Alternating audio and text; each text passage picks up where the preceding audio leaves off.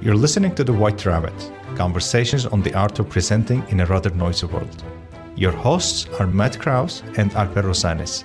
Matt helps leaders of international companies speak, write, and present with confidence. Alper is a communications trainer and a startup investor with a diverse portfolio of companies in Barcelona. If you like this podcast, please share it with friends and colleagues. Now, on to Matt and Alper for today's conversation. A few years ago, we did a training over the space of a couple months where each episode or each session was dedicated to one of the principles of Cialdini's 6 principles of persuasion. So I guess... Yeah, I remember that. Yeah, and that was a pretty major project for us. We did this some years ago. And I've wondered many times since. I've thought about those principles, those 6 principles. And I've gone back and I've wondered, was it right for us to teach those principles? Are those principles good? What do you think, Alper? It's a good question. At the time, I remember reading the book several times, sometime before the training actually, and feeling pretty content with the stuff that I had read. Yeah, me too. But it may call for, what should we call it, a revision or revisiting after 6 years. Let's revisit 1 year for each principle. Yeah, that's good. So let's revisit it, because here it is some years later, and so we have some distance on the experience, and we can look back at these 6 principles and have a little more distance on them. So yeah, let's revisit some of these principles today. Okay. Which one do you want to start with? Well, before we start, I would like to make one comment, which is that since that practice, or since those sessions, I have adopted this other principle, which is don't persuade anyone of anything, anytime. Because for some people, persuasion works really well. God bless them. There are some people for whom persuading people works great. God bless them. I wish I had that skill, but I don't. And it took me years to come to terms with that. If somebody isn't already persuaded, there's almost nothing that I can do to help them. What do you think about that? I actually see your point and go one step further to tell you that my personal opinion on persuasion is that it's not a skill. I don't think we can learn about it and then go out there to persuade people with more closing rate. I mean, technically, yes, it can be done. Technically, you can increase your sales, you can close more deals, etc., etc. But the kind of business partnership that I'm talking about is where neither of the parties feel any sort of, like, even remotely 1% of buyer's remorse after the engagement. And I think that kind of an exchange requires a mutual agreement that has got nothing to do with persuasion. True. Actually, to give reference to this book that we have, talked about maybe hundreds of times in this podcast, The Win Without Pitching, there's a phrase that I love. I'm sure I have repeated it before. It's something like convincing has nothing to do in terms of doing the sales. It's not our job to talk people into things. Yeah, true. I think it's not a word by word phrase, recollection of the phrase, but you get the general idea. Yeah, definitely. And he does talk about that a lot. It's not our job to persuade people. That's not our job. Yeah. So let's get into some of these Cialdini principles, and we're not going to do all 6 today. So we're just going to do a few of them. And I would like to start with reciprocity. Reciprocity. My favorite. My personal favorite. Reciprocity is, of course, the idea that if you scratch my back, I'll scratch yours. You do me a favor, I'll do you a favor back. And before the podcast, you and I were talking about, giving someone a flower, and then they owe you for life. For the logical yes. extreme of that is give someone a flower and they owe you for life. And when I first heard about this, First of all, I think that in many aspects of life, it's a pretty good principle. I mean, if you've got a friend and you help that friend, move from one house to another house or something, it's completely natural to expect that friend to help you when you need to move. So there is some reciprocity. Of So course. yeah, but when I first learned about this principle, or when I first taught this principle to others, I started taking it a little too far myself, and I ended up doing a lot of work and attracting freeloaders. So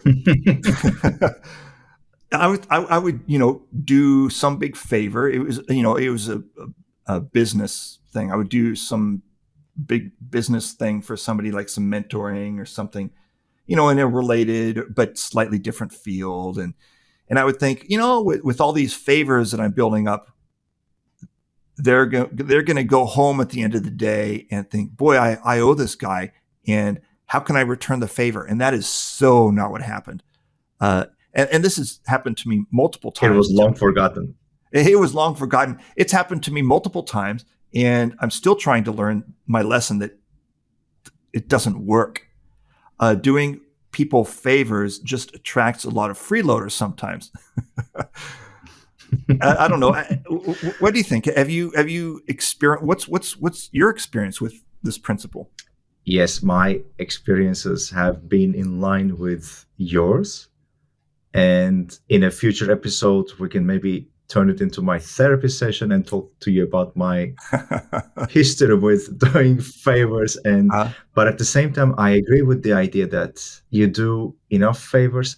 Maybe not call them favors. I mean, what you and I are doing right now is actually, I think, serving to the idea of reciprocity, because we are doing a podcast on a topic that interests us, on a topic that we have been working in for a long time, and we're not charging for it. It's a free service for anyone who is interested to listen to it. Yeah, true. Is there an expectation for that to turn into business engagement? Of course there is, but I don't think it would be reasonable to expect that, okay, we do this enough times and we should have returns. If they come, that's great. If they don't, it's just two people passionate about talking a topic and publishing the episodes. In your example, in the example from the book, I remember this thing about people receiving flowers from other people and they feel obligated to serve.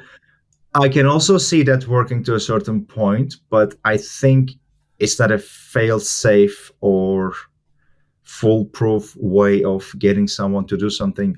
And even as I say that, like the words getting someone to do something, I think there's something wrong there too, and it needs to be thought about. So let's see. So we've got 6 principles total. We're not going to be able to hit them all today. So I was thinking our next one would be scarcity. Go with scarcity. You want to go with scarcity? My second favorite. Okay, let's go with scarcity. Yes, of course. I think that like my take on it is that in a lot of ways, scarcity is a very good idea. Like, I mean, because it is. There's no getting around the fact that people chase what they can't have. So if you desperately try to offer your services or yourself or whatever to somebody, they're not going to take it. But if you turn and run from them, basically, they might they might want your service even though they don't need it. So on the one hand, I think that some of the basic groundings of scarcity are great. It's not a crazy idea, but there is a potential problem, and I've experienced that problem myself. And it often turns into the idea that for a business, if you aren't experiencing demand at one level, niche down to a smaller level, make yourself scarcer, basically. And this reminds me of something that somebody else, totally unrelated, says.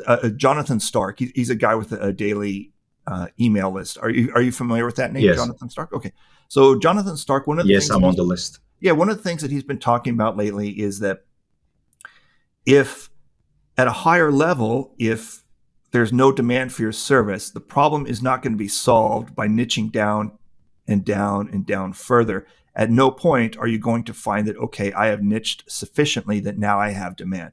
That's not going to happen, he says.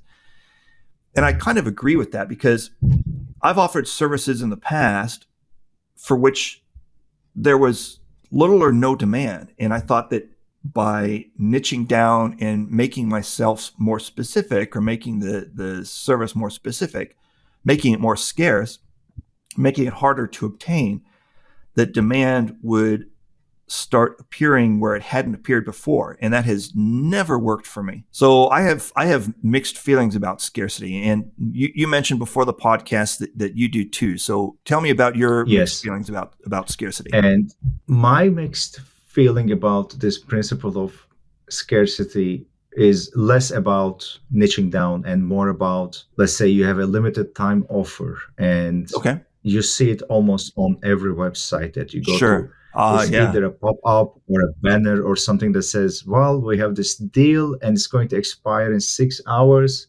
So act now. I mean, I get that. I get the logic behind, I get the marketing idea behind. But at the same time, I believe if you're going to practice scarcity and display it, I think it should be credible too. I mean, for example, I sometimes buy online trainings from a well-known website, and I've been paying for courses for more than 10 years. For 10 years, I have never seen the website without a banner or a pop-up with some sort of a countdown that says, look at these prices. They're going in 6 hours. They have not gone in 10 years. On the other hand, there are other websites that I, for example, buy annual subscriptions, and usually during Black Friday or other times throughout the year, they may have some time-limited deals, but and I buy them actually. I end up paying for them. But those deals don't come again for another 8 months or 9 months. So it kind of makes it more credible. So we're kind of running out of time. So of the 6 Cialdini principles, we were only able to briefly mention 2. So maybe on a future episode, we'll either revisit Cialdini and talk about our mixed feelings with some of the Cialdini principles, or maybe we'll find something else and we'll want to talk about our mixed feelings with those principles. So, but these, they are dime a dozen. The things that I feel mixed about. So there's endless grist for the mill there. So we'll continue this discussion next week. All right, I'll talk to you. All right, thank you, Alper. Talk to you later. Bye-bye. Bye-bye. Thank you for listening to The White Rabbit with Matt Krause and Alper Rozanes. You can subscribe to the podcast on Spotify, iTunes, or through your favorite feed.